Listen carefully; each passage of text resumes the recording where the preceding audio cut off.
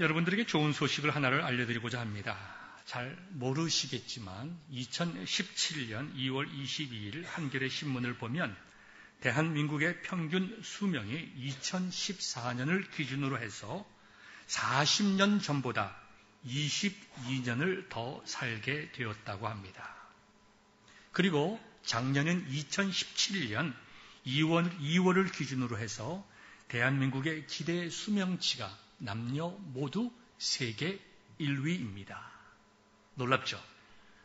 우리가 50년 전에 태어난 사람보다 적어도 23, 4년은 더 사는 것이고 지금 태어난 사람들은 6, 70년 전에 비해서 거의 40년을 더 살게 된다는 것입니다. 우리나라의 경우에.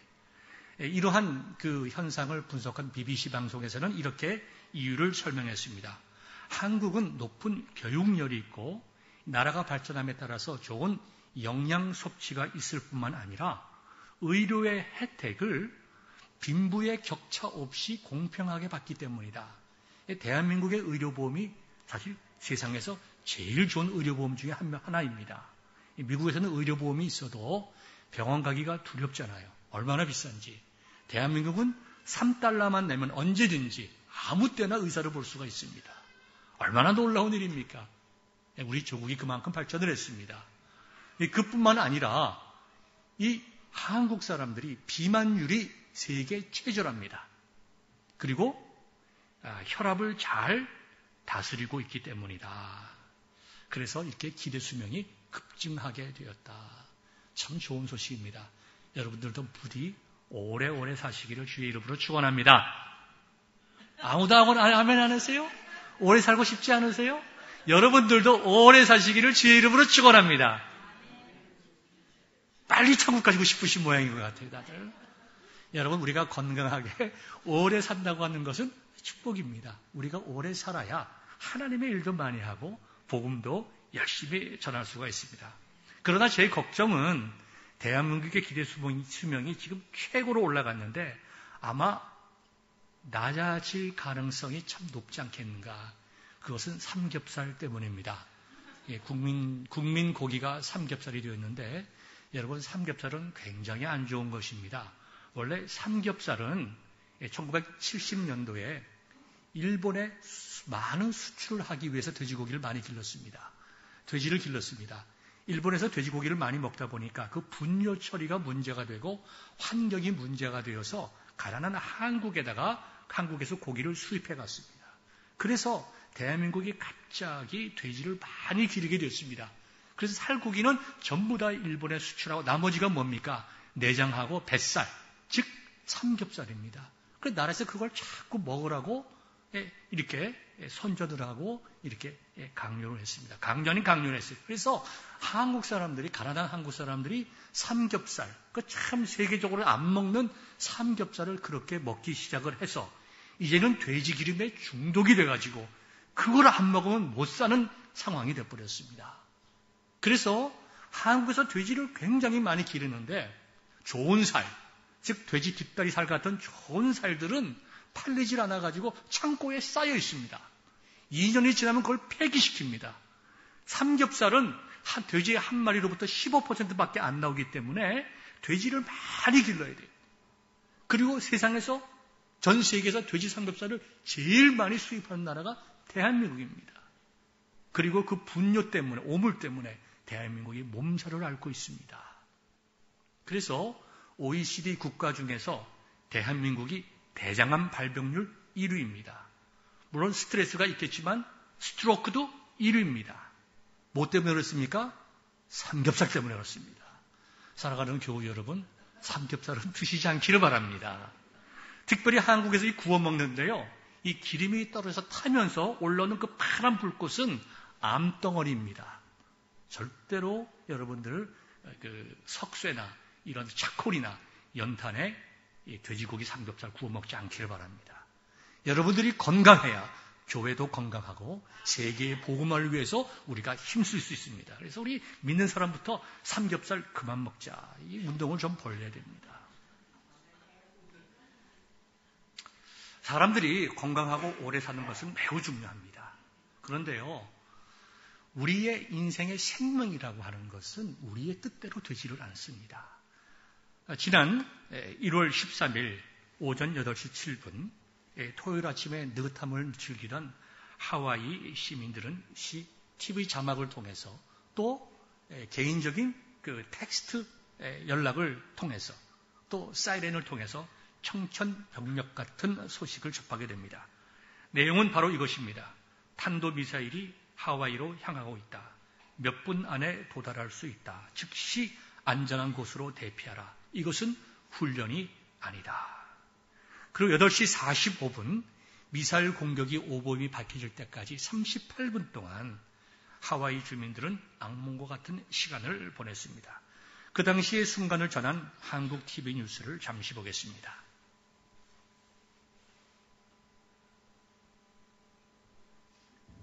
여러분 안녕하십니까? 북한의 핵미사일 때문에 매달 한 번씩 대피 훈련을 해온 미국 하와이주에 대혼란이 벌어졌습니다. 미사일이 날아든다는 공습 경보가 잘못 나간 탓입니다. 첫 소식 박용 뉴욕 특파원이 보도합니다. 토요일 아침 하와이 TV에 붉은 자막이 뜨고 사이렌이 흘러나옵니다. 곧 미사일 공습 경보 방송이 시작됩니다. The U.S. Pacific Command has detected a missile threat to Hawaii. A missile may impact on land or sea within minutes. This is not a drill. 휴대전화에도 대피 문자가 날아들었습니다. 하와이 주민들은 놀라 대피하고 언론들은 긴급 뉴스를 타전합니다. It was fear, just fear of like I wasn't with my kids, I was going to die, my kids could die.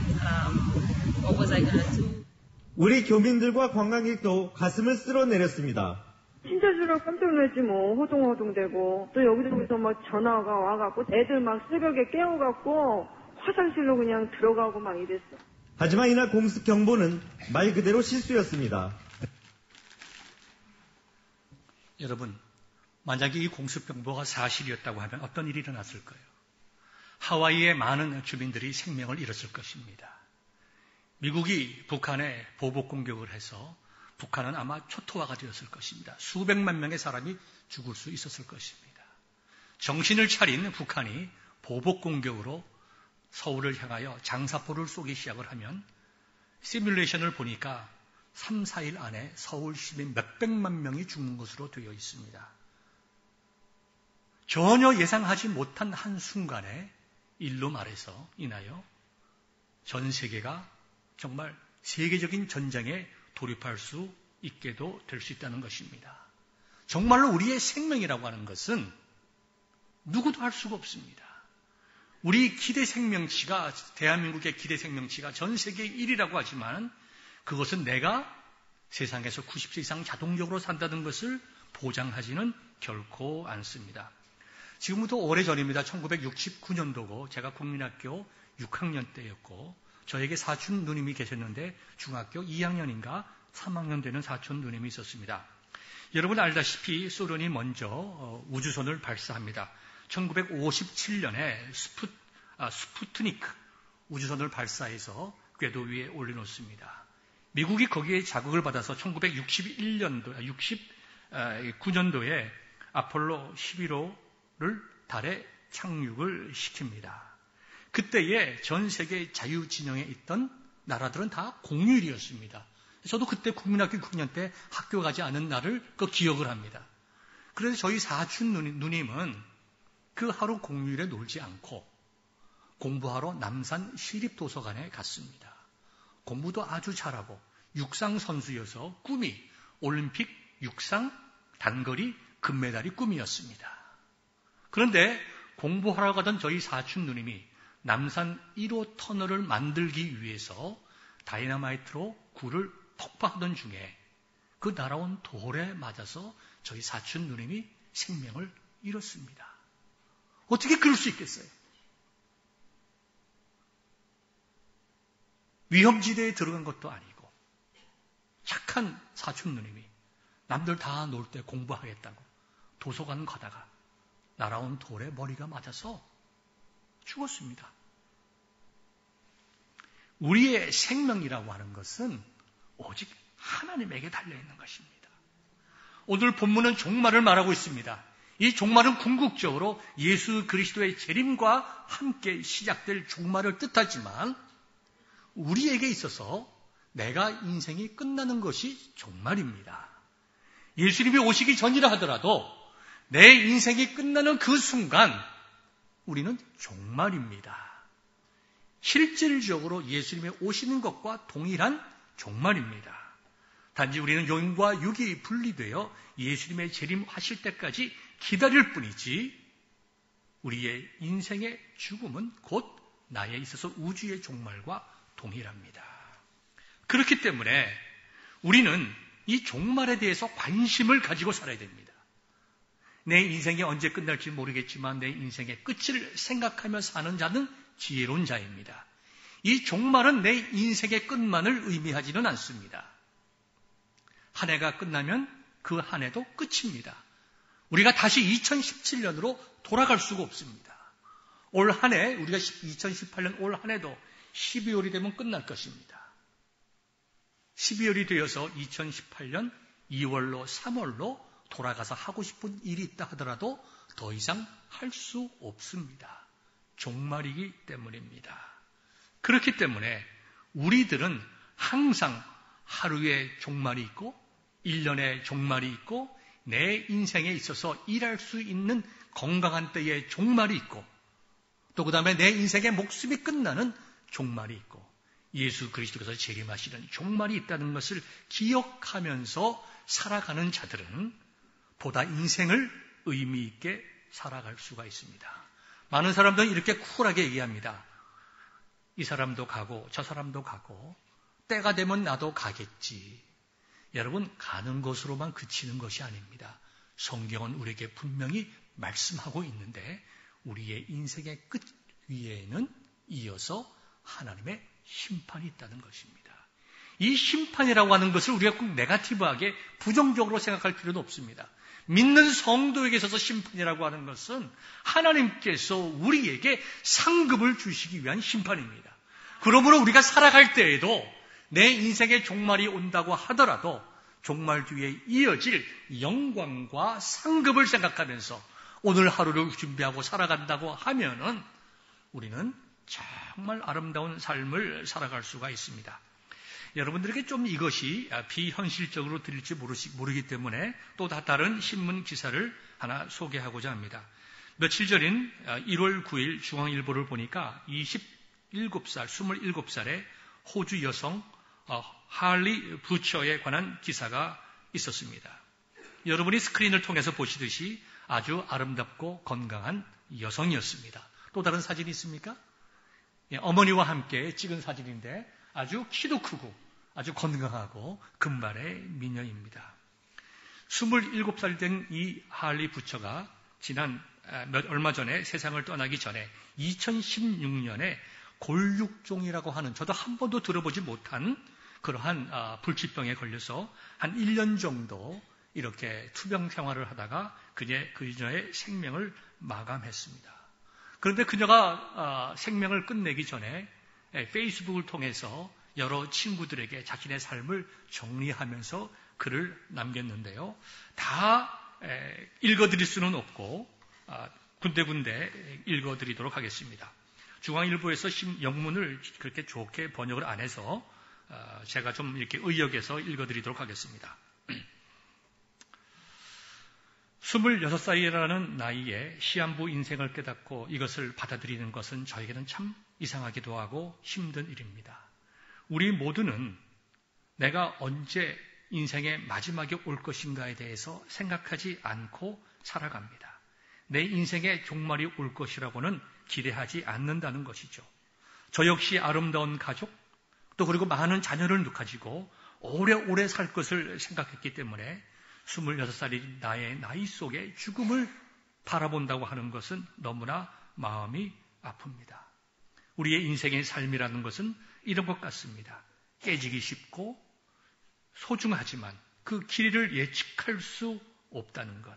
하루하루가 주어진 선물이지 내 인생이 나에게 있어서 권리가 아니라는 것을 깨닫게 됩니다. 나는 이제 27살입니다. 더 살고 싶습니다. 나는 내 인생을 사랑합니다. 나는 많은 사람들에게 사랑의 빛을 지고 있습니다. 그러나 지금 이 순간 내가 할 수 있는 것은 아무것도 없습니다. 이제 많은 친구들이 이렇게 어드바이스를 합니다. 여러분의 인생 속에서 불만이 있다고 하면 정말로 고생하는 사람들을 생각해 보시기를 바랍니다. 작은 일을 가지고 마음 상해하지 말고 작은 일들, 짜증나는 일들, 그러한 것 때문에 다른 사람들의 삶 속에 부정적인 영향을 주지 않기를 바랍니다. 오늘 하루 여러분들이 교통체증에 시달렸든지, 당신의 아기 때문에 밤을 설쳤든지, 미용사가 여러분의 머리를 너무 짧게 잘랐든지, 당신의 손톱에 금이 갔든지, 아니면 당신의 가슴이 너무 작든지, 당신의 몸이 너무 좀 뺏이 많아서 뱃살이 출렁거린다고 하더라도 그것 때문에 너무 신경 쓰지 마세요. 죽음을 앞두고 있는 나에게는 그런 것이 아무런 의미가 없답니다. 당신이 죽기 전에 돈이 많다는 것은 참 이상한 일입니다. 평상시처럼 많은 옷을 사입거나 많은 물건을 구입하는 데에 그 돈을 쓰지 않기를 바랍니다. 우리의 삶에 있어서 많은 옷과 물건을 가지고 있을 필요가 없다고 생각합니다. 그런 것에 시간과 물질을 들이는 것이 얼마나 어리석은지 나는 이제 깨닫습니다. 그도 건강할 때는 좋은 옷, 좋은 물건, 좋은 차, 큰 집 다 기대하고 바라보며 살았을 것입니다. 작은 일에도 짜증을 내고 살이 쪘다든가 머리를 잘못 잘라다든가 그런 것 때문에 하루하루를 불쾌하게 생각을 하고 자기가 정말 죽음 앞에 서 있으니까 그런 것이 자신에게 아무런 의미가 없다는 것입니다. 그러면서 정말로 중요한 것은 내가 다른 사람들을 사랑하고 다른 사람을 위하여 살아온 것, 그것이 가장 중요하다고 하는 것을 많은 사람들에게 이렇게 메시지로 남겼습니다. 그래서 이 할리 부처의 글들이 전 세계적으로 센세이션을 일으켜서 호주와 멀리 떨어지는 대한민국의 신문에까지 이렇게 나오게 되었습니다. 여러분, 오늘이 2018년 1월의 마지막 주일입니다. 1월 마지막 주일에 어떤 설교를 할까 많이 생각을 하다가 다시 한번 저와 여러분들이 정말 마지막 때가 다가옴을 생각하면서 우리의 인생을 좀 더 하나님 안에서 의미 있게 살았으면 좋겠다. 이 말씀을 전하고 싶었어요. 목사님, 종말이라고 하는 것은 예수님이 언제 올지도 모르는데 뭐 그렇게 얘기하십니까?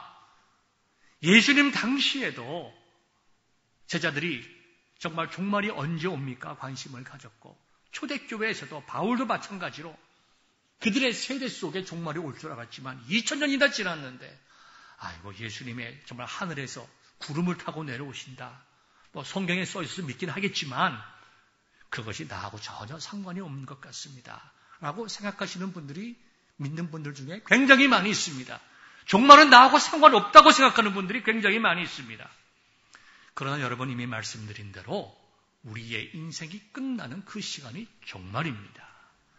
우리의 기대 수명이 아무리 세계 1위가 되어도 내 생명은 하나님에게 달려있는 것입니다.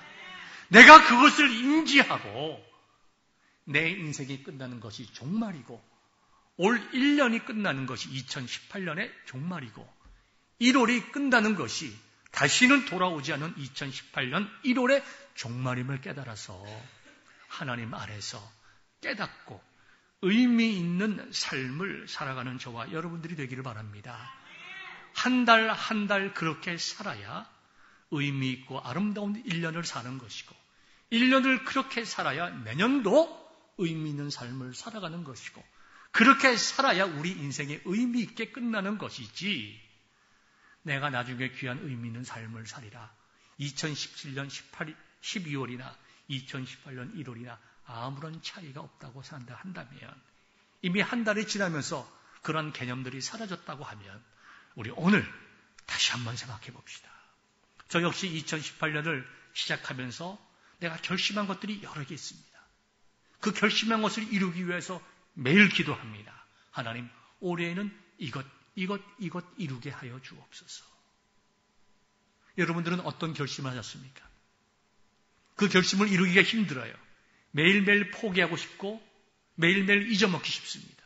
기도할 때마다, 아침에 일어날 때마다, 저녁에 잘 때에도 하나님 2018년만큼은 꼭 내가 하나님 아버지 앞에 이렇게 살리라 라고 약속했던 것 이루게 하여 주옵소서. 여러분들도 저와 같은 마음을 가지고 살아간다고 하면 그와 같은 꿈과 하나님 앞에서 약속을 이루는 것에 어려움은 있을지 모르지만 굉장히 기쁘고 의미 있는 삶을 살게 될 것입니다. 요즘 텍스 기간입니다. 그래서 교회에서 성도들에게 이렇게 1년 동안 얼마나 헌금을 하였는지 이렇게 컨트리뷰션 서티피케이트를 성도들이 원하시는 분들에게 드립니다. 저도 서티피케이션을 이렇게 보니까 제가 1년 동안 헌금한 액수가 이렇게 나와 있습니다. 사실 목사의 생활이 그렇게 유복한 생활은 아닙니다. 물론 저보다 어렵게 사시는 분들도 우리 교회 안에 많이 있고 제가 늘 감사하지만 대학생, 대학원생들 3명의 아이들 기르는 일이 참 힘듭니다. 그래서 어떤 달에는 주일이 4번, 5번 있는 달이 있어요. 그럼 가슴이 철렁합니다. 저희 같은 경우에는 이미 딱 매주마다 헌금 드리는 것이 정해져 있습니다. 그래서 매주 헌금을 드립니다. 근데 한 달에 주가 5번 있으면 한 번 더 드려야 되잖아요. 하나님께 더 드리는 것이 문제가 아니라 우리의 생활 속에 큰 부담이 됩니다. 그래서 제가 한 번은 세어봤어요. 도대체 누가 한 달에 5번씩이나 주일을 만들어놨나 봤더니 한 달에 주일이 5번인 달이요 4번 있더라고요. 4번. 그러니까 25%가 주일이 한 번 더 있어요. 그래서 어떤 달에는 헌금을 끝에쯤 돼가지고 헌금을 못한 주일도 있어요. 얼마나 목사가 부끄러운 일입니까? 물론 그 다음 주에는 2번 냅니다. 여러분들 오해하지 않기를 바랍니다. 그만큼 목사 생활이 빡빡합니다. 그런데요, 1년 동안 낸 헌금 액수를 쭉 봤어요. 제 헌금을 얘기합니다. 17,600 얼마를 냈다. 내 마음속에 기쁨이 있는 거예요. 참 어려웠지만 5주가 있는 날은 참 힘들었지만 2번인가 3번 제때 헌금을 못 낸 경우도 있지만 그래도 1년을 지나고 보니까 내가 하나님 아버지 앞에 이만큼 헌금했구나. 참 감사하다. 내년에는 좀 더 했으면 좋겠다. 마음의 기쁨이. 우리가 한 주 한 주 하나님께 드리는 생활을 하지 않으면 1년 뒤에 뒤돌아 볼 때에 내가 살기가 힘들고 벅차서 하나님 아버지 앞에 마땅히 드리고 하나님께 드려야 될 것을 드리지 못하고 미루고 살다 보면 한 해가 지나고 나면 우리의 마음속에 부끄러워집니다. 내가 교회의 집사인데, 내가 교회의 권사고 장로인데 내가 하나님께 드릴 것 바로 드렸는가? 내 시간을 드렸는가? 내 건강을 드리고 내 마음 하나님께서 주신 은사에 대해서 주님의 교회에 드렸는가? 1년이 지나고 결산해 보면 우리는 부끄러운 일이 많이 있습니다. 그러나 힘들더라도 매주 성실하게 내 삶에 주신 모든 은사들에 대해서 하나님 아버지 앞에 돌려드리면 1년 뒤에 결산이 아름다운 것처럼 우리가 주님 앞에 서는 그때에 내 인생의 종말이 가까이 왔을 때에 우리의 마음속에 기쁨이 오는 것입니다. 누구도 빼앗아 갈 수 없는 기쁨이 우리의 마음속에 있는 것입니다. 그때 가서 2017년도 좀 더 잘할 걸, 2018년도부터 뭔가 잘해볼 걸, 껄껄껄 하지만 다시는 기회가 돌아오지 않는 것입니다. 사랑하는 여러분, 우리에게는 종말이 반드시 있습니다. 그 종말이 우리에게 오기 전에, 1년이 가기 전에, 이달이 가기 전에 우리는 하나님 아버지 앞에서 결단하고 바르게 살아야 합니다. 의미 있는 삶을 살기 위해서 우리는 하나님 아버지 앞에 엎드리고 기도하여야 합니다. 오늘 본문의 말씀이 바로 그것을 우리에게 증거하고 있는데요. 짧게 말씀을 드리고자 합니다. 첫 번째로 우리는 하나님 앞에서 어떤 존재인가를 먼저 깨달아야 됩니다. 우리 19절 보니까 형제들아 우리가 예수의 피를 힘입어 성소에 들어갈 담력을 얻었다. 이렇게 말씀하고 있습니다. 20절 보니까 예수님께서 우리를 위하여 하나님 앞으로 나아갈 수 있는 길을 열어 놓으셨다. 그러므로 22절에 보니까 온전한 믿음으로 하나님께 나아가자 그랬습니다. 저와 여러분들은 인생의 종말에 앞서서 인생의 종말과 우리들 자신들의 본질적으로 어떤 존재인가에 대한 함수관계를 정확히 알아야 됩니다. 우리는 인생의 종말이 두려운 자들이 아닙니다. 우리에게서 인생의 종말이라고 하는 것은 하나님의 영광 속에 들어가는 날입니다. 우리에게 종말이라고 하는 것은 하나님 아버지 앞에서 상급을 기대하는 날입니다. 왜냐하면 하나님께서 저와 여러분들을 선택하여 주시고 하나님의 나라를 보장하여 주시고 이 땅에 살아있는 동안 하나님께서 기뻐하시는 삶을 살아갈 수 있는 근본적으로 우리의 삶을 변화시켜 주셨다는 것입니다. 우리가 그것을 바로 알아야 우리의 삶의 목표와 방향을 정할 수가 있습니다. 세상에 있는 사람들은 이미 말씀드린 대로 쿨하게 얘기할 수 있습니다. 나도 가고 너도 가고 때가 되면 가는 것이지. 여러분, 가는 것이 끝나는 것이 아닙니다. 인생의 끝 뒤에는 반드시 하나님의 심판이 있습니다. 저와 여러분, 하나님께서 우리를 선택하여 주시고 하나님께 예배드릴 수 있는 은혜를 주시고 하나님 아버지 앞에 정말 담대하게 나가서 하나님께 기도하고 예배드릴 수 있는 은혜를 주셨으니 우리는 그 예배 드리는 삶을 살아갈 때에 하나님께서 우리에게 놀라운 은혜를 주시는 것입니다. 첫 번째, 이와 같은 생각을 바탕으로 해서 여러분들에게 드릴 말씀의 첫 번째는 우리가 믿음으로 살아야 된다는 것입니다. 여기 오늘 본문을 보면 이렇게 기록되어 있습니다.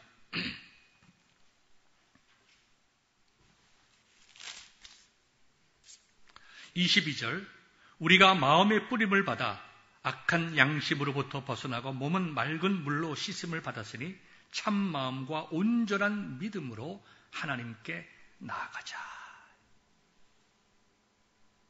그 다음에 23절, 약속하신 이는 믿으시니 우리가 믿는 도리의 소망을 움직이지 말며 굳게 잡자. 소망을 확실히 가지고 우리가 믿음으로 살아야 된다는 것입니다. 여기 23절에 약속하신 이는 믿으시니, 믿으시다라고 하는 것은 신실하다는 것입니다. 우리에게 약속하신 하나님은 그 약속을 신실하게 지키신다는 거예요.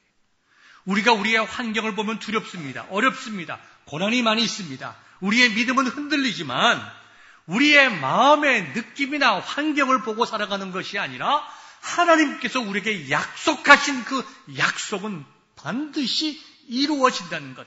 하나님께서 나를 선택하시고 구원하시고 새로운 생명을 주시고 하나님의 자녀로 만드셨고 나를 하나님의 나라로 인도하신다는 그 신실한 약속을 우리가 믿고 살아야 한다는 것입니다.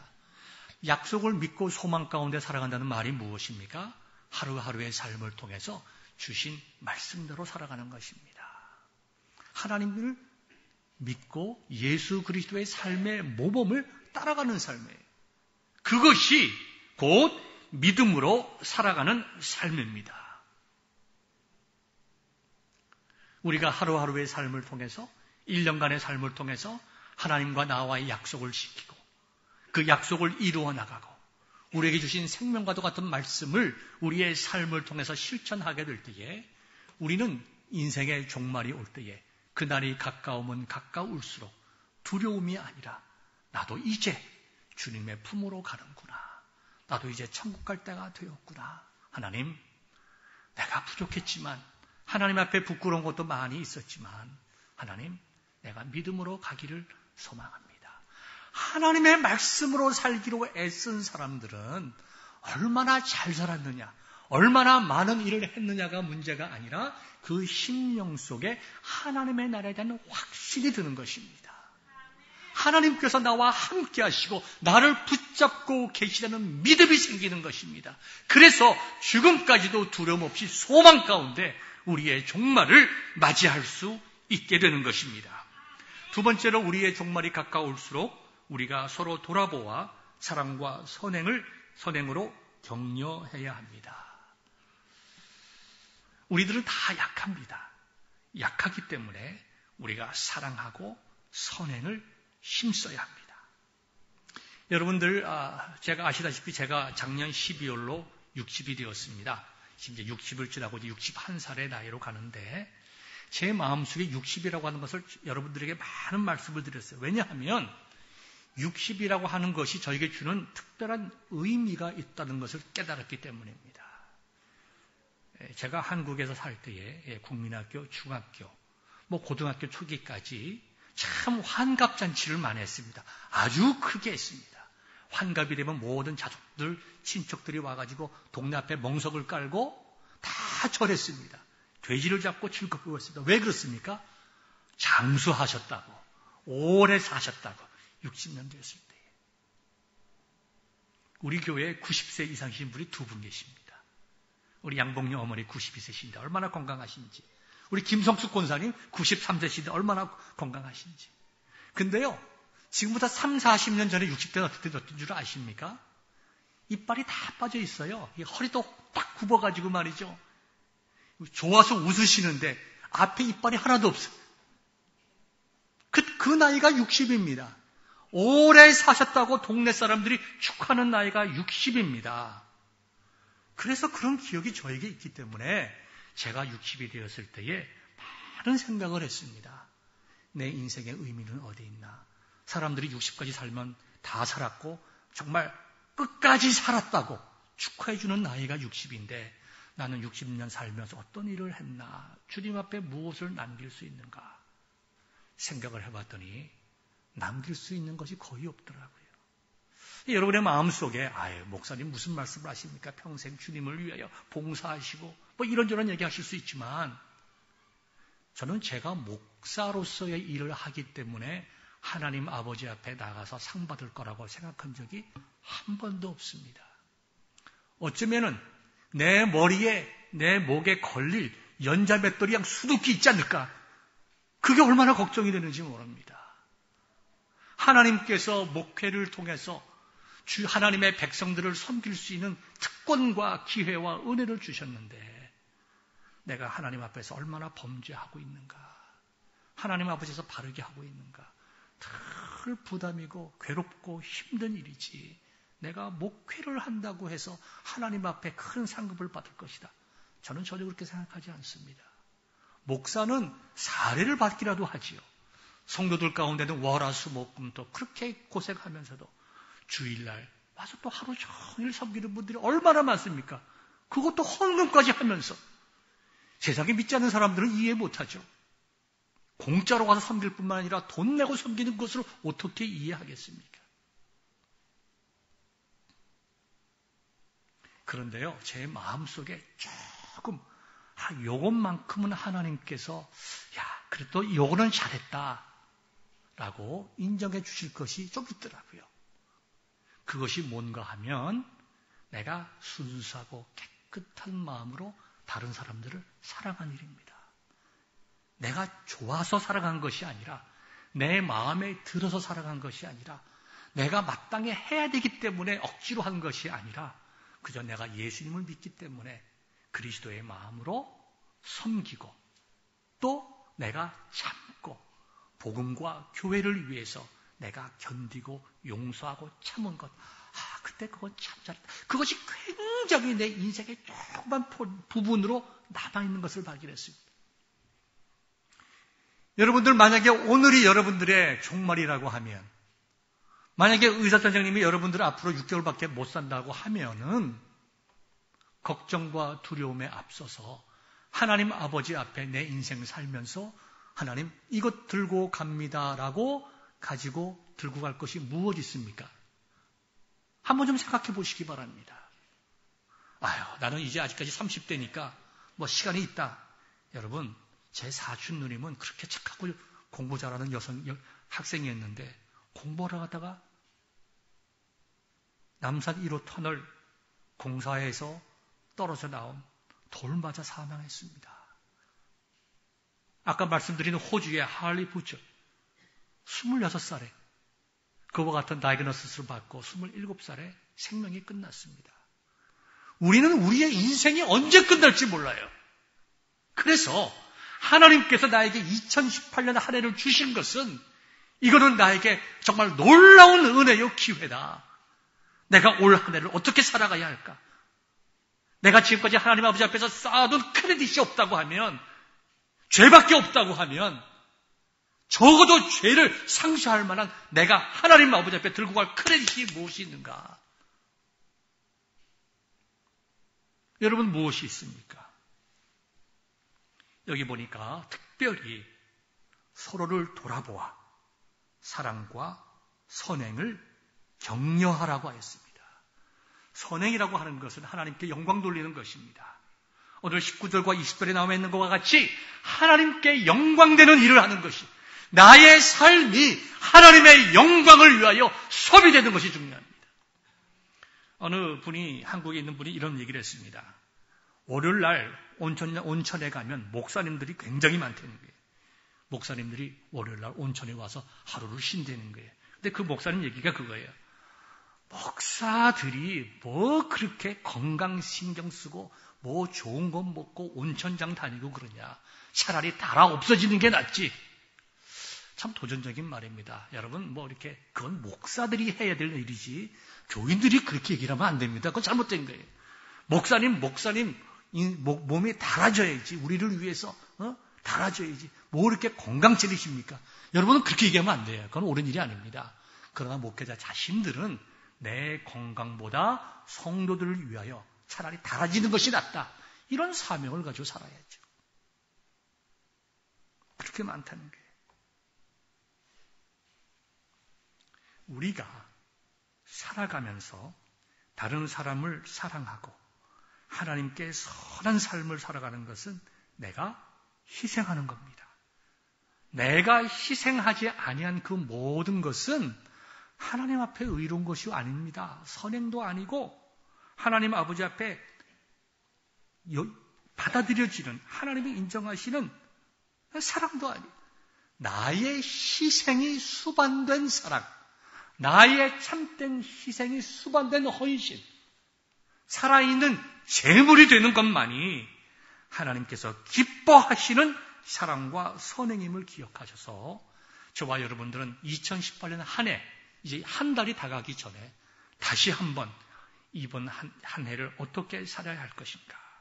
내가 정말 하나님의 앞에서 어떻게 사랑하고 선행을 해야 할 것인가? 이것을 꼭 기억하면서 살아갈 수 있기를 바랍니다. 마지막으로 25절을 보니까 그날이 가까움을 볼수록, 내 인생의 종말이 가까움을 볼수록, 한 해가 가까움을 볼수록, 한 달이 한 달의 끝이 가까움을 볼수록 모이기를 패하는 어떤 사람들의 습관과 같이 하지 말고 오직 권하여 더욱더 열심히 모이라는 겁니다. 여러분, 제가 여러분들에게 좀 질문을 하겠습니다.